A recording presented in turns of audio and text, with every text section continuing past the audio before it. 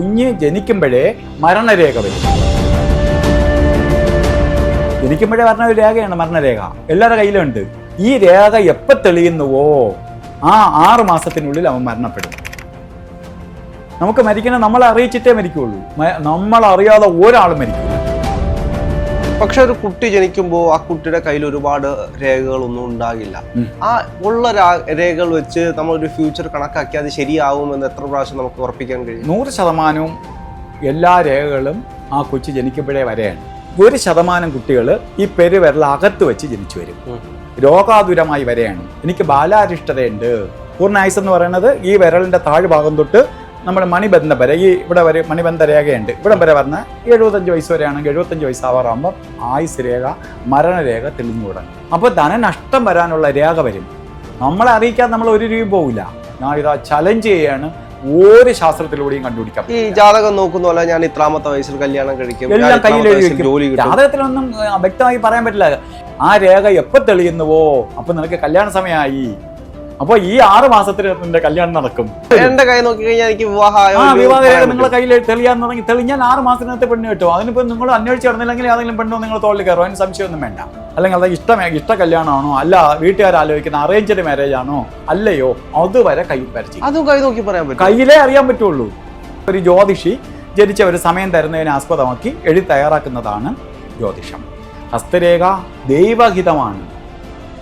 ഒരു കുഞ്ഞ് ജനിച്ചതിന് ശേഷം, അത് ആർട്ടിഫിഷ്യൽ ആവാം, നോർമൽ ഡെലിവറി ആവാം, എങ്ങനെ ആയിക്കോട്ടെ, ജനിച്ചതിന് ശേഷം തയ്യാറാക്കുന്നതാണ് ജാതകം. ജാതകം എന്താണ്? ജനിച്ചതിന് ശേഷം. ഹസ്തരേഖ ജനിച്ചതിന് ശേഷം വരുന്നതല്ല, ജനിക്കുന്നതിന് മുമ്പേ വരുന്നതാണ് ഹസ്തരേഖ. രേഖാശാസ്ത്രം ഉത്ഭവിക്കുന്നത് ഗർഭപാത്രത്തിൽ വെച്ചാണ്. അപ്പോൾ മനുഷ്യഹിതമാണ്, മനുഷ്യനാൽ എഴുതപ്പെട്ടതാണ് ജാതകം. അതായത് ഒരു ജ്യോതിഷി ജനിച്ച ഒരു സമയം തരുന്നതിനെ ആസ്പദമാക്കി എഴുതി തയ്യാറാക്കുന്നതാണ് ജ്യോതിഷം. ഹസ്തരേഖ ദൈവഹിതമാണ്. പക്ഷെ ഒരു കുട്ടി ജനിക്കുമ്പോൾ ആ കുട്ടിയുടെ കയ്യിൽ ഒരുപാട് രേഖകളൊന്നും ഉണ്ടാകില്ല. ആ ഉള്ള രേഖകൾ വെച്ച് നമ്മൾ ഒരു ഫ്യൂച്ചർ കണക്കാക്കി അത് ശരിയാവുമെന്ന് എത്ര പ്രാവശ്യം നമുക്ക് ഉറപ്പിക്കാൻ കഴിയും? 100% എല്ലാ രേഖകളും ആ കൊച്ചു ജനിക്കുമ്പോഴേ വരെയാണ്. നമ്മൾ ആ രേഖകൾ കാണുന്നില്ല, രേഖ തെളിവില്ലെന്ന് പറയുന്നതാണ് ശരി. രേഖയില്ലെന്നല്ല അതിൻ്റെ അർത്ഥം. എല്ലാ രേഖകളും ഗർഭപാത്രത്തിൽ വെച്ച് ആരംഭിക്കുകയാണ്. ഒരു കുഞ്ഞ് ജനിക്കുന്ന സമയത്ത് കുഞ്ഞ് 2 രീതിയിൽ കൈ വച്ച് വരും. ഒന്ന്, കൈ ഇങ്ങനെ വിരൽ ചേർത്ത് പിടിച്ച്, ഈ പെരുവിരൽ ഇതിനോട് ചേർത്ത് പിടിച്ച് ജനിച്ചു വരും. 1% കുട്ടികൾ ഈ പെരുവിരൽ അകത്ത് വെച്ച് ജനിച്ചു വരും. ഈ 2 പേര് ജനിച്ച് വരുമ്പോഴേ തന്നെ ഇവർ പറഞ്ഞും കൊണ്ട് വരികയാണ്. ഈ കൈ വിരൽ അകത്ത് വെച്ച്, പെരുവിരൽ അകത്ത് വെച്ച് തമ്പിനെ മറച്ചു വെച്ച് ജനിച്ചു വരുന്ന കുഞ്ഞ് രോഗാതുരമായി വരെയാണ്. എനിക്ക് ബാലാരിഷ്ടതയുണ്ട്, എനിക്ക് പലതരത്തിൽ അസ്വസ്ഥതയുണ്ട്, എന്നെ നിങ്ങൾ ശ്രദ്ധിച്ചോളണം എന്ന് കുഞ്ഞ് പറഞ്ഞുകൊണ്ട് വരെയാണ്. അല്ലാത്ത കുഞ്ഞുങ്ങളെ ഈ വിരലുകൾ നമുക്ക് നൂത്ത് നോക്കുക എന്ന് പറയുന്നത് വലിയ പാടാണ് ഈ ജനിച്ച ഉടനെ. കാരണം കൊച്ചു വിരലുകളാണ്, വില കൊടുക്കാൻ പറ്റില്ല. പക്ഷെ കൈ നൂത്ത് നോക്കുമ്പോൾ ആ കയ്യിൽ അവൻ്റെ ആയുസ്, അവൻ ഏത് ജാതി കൈ, ഈ ലോകത്തുള്ള 800 കോടി ജനങ്ങൾക്കും കൂടി 7 ജാതി കരങ്ങളേ ഉള്ളൂ. ഓരോ ജാതി കൈക്കാണ് അനുസരിച്ചിട്ടാണ് അവൻ്റെ മേഖല. നിനക്ക് ഇന്ന ജാതി തന്ന അവിടുന്ന് വിടെയാണ്, നീ ഇന്ന കാറ്റഗറിയിൽപ്പെട്ടവനാണ്, നീ ഇന്ന കാര്യങ്ങൾ ചെയ്യുക, അല്ലാതെ ജാതി മതമൊന്നും വെച്ചിട്ടല്ല. അവിടെ എഴുതി വരെയാണ്. പക്ഷെ നമുക്ക് അതിനെ നല്ല ലെൻസിലൂടെയൊക്കെ നോക്കിയാലേ രേഖയെ കാണാൻ പറ്റുള്ളൂ. രേഖയുണ്ട്, തെളിവില്ല. നമ്മൾ കാണുന്ന ചിലപ്പോൾ 1-2 ഈ രേഖകൾ, ഒരു ഹൃദയരേഖയോ ആയുസ് രേഖയോ അല്ലെങ്കിൽ ബുദ്ധിരേഖയോ, ഇങ്ങനെ 2-3 രേഖകൾ മാത്രമേ കയ്യിൽ കാണാൻ പറ്റുള്ളൂ. അതും വളരെ ലൈറ്റായിട്ട് കിടക്കുകയുള്ളൂ. ഇത് കഴിഞ്ഞ് അല്ലാതെ നമുക്ക് ധാരാളം രേഖകൾ വരച്ചിട്ടുണ്ട്. ഈ രേഖകൾ അറിയണമെങ്കിൽ അതിനാണ് ഒരു രേഖാശാസ്ത്രജ്ഞൻ ലെൻസ് ഉപയോഗിക്കുന്നത്. ഇപ്പം ലെൻസിലൂടെ നോക്കുമ്പോൾ, ലെൻസ് ഇങ്ങനെ വെച്ച് നമ്മൾ നോക്കുമ്പോൾ ഈ ലെൻസിൽ നമുക്ക് ഈ കൊച്ചു മൈന്യൂട്ട് രേഖകൾ കാണാം. ഈ രേഖകളെല്ലാം, അതായത് കുഞ്ഞ് ജനിക്കുമ്പോഴേ മരണരേഖ വരും. ജനിക്കുമ്പോഴേ പറഞ്ഞ ഒരു രേഖയാണ് മരണരേഖ. എല്ലാവരുടെ കയ്യിലും ഉണ്ട്, നമ്മളെല്ലാവരുടെ കയ്യിലും ഉണ്ട്. ഈ രേഖ എപ്പോൾ തെളിയുന്നുവോ ആ 6 മാസത്തിനുള്ളിൽ അവൻ മരണപ്പെടും.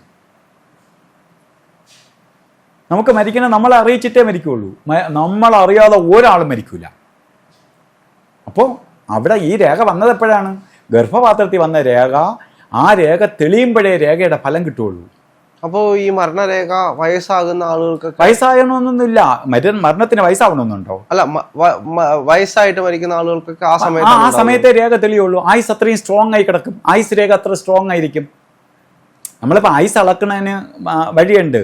ആയുസ് അളന്നാണല്ലോ നമ്മൾ രേഖ കണ്ടുപിടിക്കുക. ആയുസ് അളക്കുമ്പോൾ നമ്മൾ ശരിക്കും രേഖാശാസ്ത്രം പഠിക്കുന്ന സമയത്ത് ഒരു നെല്ലിൻ്റെ നെൽമണി എന്ന് പറയുന്നത് നമ്മൾ ഒരാളുടെ ശരിക്ക് നടുവിരലിൻ്റെ താഴ് ഭാഗം തൊട്ട് മണിബന്ധം വരെ പറഞ്ഞ ഇത്രയും ദൂരമാണ് ഒരാളുടെ പൂർണ്ണായുസ്. പൂർണ്ണായുസ് എന്ന് പറയുന്നത് ഈ വിരലിൻ്റെ താഴ് ഭാഗം തൊട്ട് നമ്മുടെ മണിബന്ധം വരെ, ഈ ഇവിടെ വരെ മണിബന്ധ രേഖയുണ്ട്, ഇവിടെ വരെ പറഞ്ഞ ഇത്രയും ദൂരമാണ് ഒരാളിൻ്റെ നമ്മൾ പറയുന്ന 120 വയസ്സ്. ഇപ്പം 120 ഇല്ല, 120 വയസ്സെന്ന് പറയാം, അല്ലെങ്കിൽ 100 വയസ്സെന്ന് നമുക്ക് എടുക്കാം. ഇപ്പോൾ 100 വയസ്സാണ് മാക്സിമം വയസ്സ് എന്ന് നോക്കുമ്പോൾ ഇപ്പോൾ ഇത്ര ഇതാണ് എടുക്കണേ. ഇതെടുത്തിട്ട് ഇതിനെ നമ്മൾ നെൽമണി വെച്ച് അളക്കും നമ്മളെ കയ്യെ. ഈ അളന്നിട്ട് നമ്മളെ ആയുസ് രേഖ എത്ര വലിപ്പമുണ്ട്, ഇതാണ് നമ്മളെ ആയുസ്. നമുക്ക് ഈ കൈയുടെ ഇതുവരെയുള്ള അളവ് അല്ലാതെ എല്ലാവർക്കും ഒരു നെൽമണി എന്ന് പറയണ 7.5 വയസ്സല്ല. ഒരു നെൽമണി എന്ന് പറയണേ 7.5 വയസ്സല്ല. 7.5 വയസ്സ് വെച്ച് കണക്കാക്കാൻ വേണ്ടി ഗ്രന്ഥത്തിൽ എഴുതി വെച്ചിട്ടുണ്ട്. അങ്ങനെയല്ല.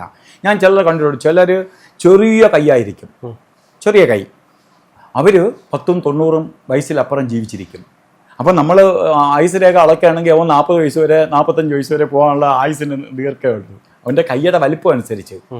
ചില മറ്റേ യവന്മാരുണ്ട്, കറുപ്പന്മാർ കണ്ടിട്ടുണ്ടല്ലോ, അമേരിക്കക്കാർ, ഏകദേശം വലിയ രാക്ഷസന്മാർ അത്രയുണ്ട്. ഒരു കൈയെന്ന് പറഞ്ഞാൽ നമ്മളെ 3 കയ്യിൽ എത്ര വരും. അവൻ്റെ കൈരേഖ അളക്കാൻ അവൻ 250 വയസ്സ് വരെ ജീവിച്ചിരിക്കും എന്ന് പറയാൻ പറ്റുമോ? ഇല്ല. അപ്പോൾ അവിടെ ആണ് നമ്മൾ ഇവൻ്റെ കൈയുടെ നീളവും ആയുസിൻ്റെ രേഖയും തമ്മിൽ അളന്നിട്ട് ഇതിനെ മൊത്തത്തിലെടുത്തിട്ട് എത്രയുണ്ടോ അതാണ് നമ്മൾ ആയുസായിട്ട് എടുക്കണേ. അങ്ങനെ ആയുസ് എടുത്ത് നമുക്ക് ആയുസ് രേഖ. ഈ ആയുസ് വന്നാലും അപ്പോൾ ഈ ആയുസ് വന്നു അവന് 80 വയസ്സ് വരെ അല്ലെങ്കിൽ 85 വയസ്സ് വരെ ആയുസ് ഉണ്ട്. ഈ 85 വയസ്സ് ആവാറാവുമ്പോൾ, അല്ലെങ്കിൽ അവൻ്റെ ആയുസ് 75 വയസ്സ് വരെ ആണെങ്കിൽ 75 വയസ്സ് ആവാറാകുമ്പോൾ ആയുസ് രേഖ മരണരേഖ തെളിഞ്ഞു തുടങ്ങും. പിന്നെ നമുക്കിതാ മുന്നറിയിപ്പ് തരെയാണ്, പോയേ തീരുള്ളൂ, നമ്മളെ സ്റ്റോപ്പ് എത്താറായി. പിന്നെ സന്തോഷത്തോടുകൂടി നമുക്ക് എന്ത് ചെയ്യണം, നമ്മൾ പോകാനായിട്ട് തയ്യാറെടുക്കണം. അതുവരെ നമ്മളെ അറിയിക്കുകയാണ് പ്രപഞ്ചശക്തി, ഈശ്വരൻ നമ്മളെ അറിയിക്കുകയാണ്, നിന്റെ കർമ്മം തീർന്നു. ഇത് ഡ്യൂട്ടിയാണ്, ഈ ജനനവും മരണവും. ഈ രേഖകളെ പറ്റി നമ്മൾ നോക്കുമ്പോൾ നമ്മൾ വളരുന്നതനുസരിച്ച് നമ്മുടെ രേഖകളും വളരുന്നുണ്ട്. അതുകൂടാതെ അഡീഷണൽ രേഖകൾ വരുന്നുണ്ട്. ഇതെല്ലാം നമുക്ക് കാണാൻ കഴിയും. അപ്പം ഇതെല്ലാം നമ്മുടെ ജീവിതത്തെ നമുക്ക് മാറ്റിമറിക്കുന്നതിൽ പങ്കുണ്ടോ? രേഖകൾ നമ്മൾ വളരുമ്പോൾ രേഖ വളരുന്നതല്ല. രേഖ ഞാൻ പറഞ്ഞില്ലേ, അത് നമ്മളെ കയ്യിൽ നിക്ഷിപ്തമായതാണ്. പിന്നെ കൈ വളരുമ്പോൾ ആ രേഖയ്ക്കും അതിനനുസരിച്ച് വളർച്ച വരുമല്ലോ.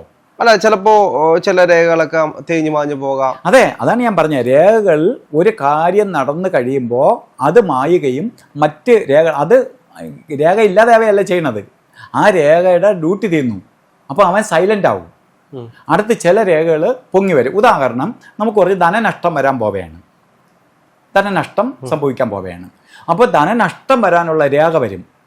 നമ്മളെ അറിയിക്കാതെ നമ്മൾ ഒരു രൂപയും പോവില്ല, ഒരാളിൻ്റെ ഒരു പൈസയും പോകത്തില്ല. അതിന് ഉടനെ സിമ്പിൾ കാണിക്കും. ഒന്നിൽ ഭാഗ്യരേഖ, ധനരേഖ മങ്ങും, അല്ലെങ്കിൽ ധനരേഖ മുറിയും, അല്ലെങ്കിൽ ധനമണ്ഡലം എന്ന് പറയണത് വേഴമണ്ഡലമാണ്, വേഴമണ്ഡലത്തിൽ ക്രോസ് ചെയ്യും. അപ്പം നിനക്കിതാ പൈസ പോകാൻ പോവുകയാണ്. അപ്പം നിന്നെ അറിയിച്ചു, അപ്പം നമ്മളത് അറിയില്ല. ഞാനിതൊന്നും വയ്ക്കില്ല. ഞാനങ്ങ് ഇറങ്ങി ചാടി ഓരോന്ന് ചെയ്ത് തീർന്ന് എല്ലാം വന്നിട്ട് നമ്മളടുത്ത് വരുമ്പോഴാണ് പറയുന്നത്, കയ്യിൽ നിന്ന് പൈസ എല്ലാം പോയി കിട്ടിയല്ലേ? എല്ലാം പോയി സാറേ. ഇത് ഇവിടെ കയ്യിലെഴുതി വെച്ചിരിക്കുകയായിരുന്നു. അവൻ്റെ കൈ കണ്ടിട്ടാണ് ചോദിക്കുന്നത്. അപ്പം നമുക്കെന്തോ ദിവ്യ ദൃഷ്ടി കൊണ്ട് ചോദിക്കണമെന്നല്ല. പക്ഷേ ഡെയിലി കൈരേഖ നോക്കുന്ന ആളുകളുണ്ട്. ഒരു 5-6 മാസം കഴിയുമ്പോൾ കയ്യിലെ രേഖകൾ മാഞ്ഞു വരുന്നതുകൊണ്ടായിരിക്കാം എനിക്ക് കൂടുതലും ബിസിനസ്സുകാരാണ് ഈ രേഖകൾ അല്ലെങ്കിൽ ഇത്തരത്തിലുള്ള കാര്യങ്ങൾ നോക്കുന്നത്. അപ്പോൾ ഇവര് രേഖ നോക്കുമ്പോൾ 6 മാസം കൂടുമ്പം കൈരേഖ നോക്കേണ്ട ആവശ്യമുണ്ടോ? ഈ 6 മാസത്തിലൊരിക്കൽ രേഖകൾ തെളിയും മങ്ങിയും ചെയ്തുകൊണ്ടിരിക്കും. ഉദാഹരണം, നമുക്കൊരു ധന പുഷ്ടി രേഖ വരെയാണ്. പെട്ടെന്ന് നിങ്ങൾക്ക് പ്രമോഷനോ സാമ്പത്തിക നേട്ടമോ നിങ്ങൾ ചെയ്യാൻ പോകുന്ന കാര്യങ്ങൾക്ക് അപ്രതീക്ഷിതമായ ഉയർച്ചയോ വരാൻ പോവുകയാണ് എന്നൊരു രേഖ നിങ്ങളെ കയ്യിൽ വന്നെന്ന് വെച്ചോളുക. ഈ സമയത്ത് നിങ്ങൾ വെറുതെ ഇരുന്നാൽ എന്ത് ചെയ്യും? നിങ്ങൾക്കിതൊന്നും കിട്ടാതെ പോകും. നിങ്ങൾക്കിതാ വരാൻ പോണേ ആ ഒരു വഴി. നമ്മൾ ഉദാഹരണം പറയുന്നത് നമ്മൾ ജീവിതയാത്രയാണല്ലോ. ഈ ജീവിതയാത്രയിൽ നമ്മൾ ഗട്ടർ റോഡിലൂടെ പൊയ്ക്കൊണ്ടിരിക്കുകയാണ്. ഗട്ടർ റോഡ് കഴിഞ്ഞിട്ട് നമുക്ക് ഹൈവേ കിട്ടുകയാണ്. അപ്പോൾ ഗട്ടർ റോഡിൽ പോയപ്പോൾ ഞാൻ ഇങ്ങനെ 20-ൽ ഗട്ടർ റോഡിൽ പോയിക്കൊണ്ടിരുന്നു. ഹൈവേ കയറിയിട്ട് ഞാൻ 20-ൽ തന്നെ പോകണമെന്ന് വെച്ചാൽ എന്ത് ചെയ്യും? ഇവന് യഥാർത്ഥ സമയത്ത് ഒരിടത്ത് എത്താൻ പറ്റില്ല. അപ്പോൾ ഹൈവേ എത്തി എന്ന് ഇവനെ അറിഞ്ഞാൽ ഇവൻ ആക്സിലേറ്റർ കൊടുത്ത് അവൻ ഹൈവേയിൽ 80-ലോ 120-ലോ ആണ് പോകാൻ അവിടെ അനുവദിച്ചിരിക്കുന്നത്, അതിൽ അവൻ പോകണം. ഇത് നമുക്ക് മുന്നറിയിപ്പ് തരും. ഇതുകൊണ്ടാണ് ബിസിനസ്സുകാർ 6 മാസത്തിൽ ഒരിക്കൽ കൈ നോക്കുന്നതിൻ്റെ കാരണം. ഇപ്പോൾ സാധാരണക്കാരൻ 6 മാസത്തിൽ ഒരിക്കൽ നോക്കിയിട്ട് വലിയ കാര്യമൊന്നുമില്ല. നമ്മളൊരു ജോലി ചെയ്തുകൊണ്ട് പോകണം, നമുക്കൊരു നിശ്ചിത ശമ്പളമുണ്ട്.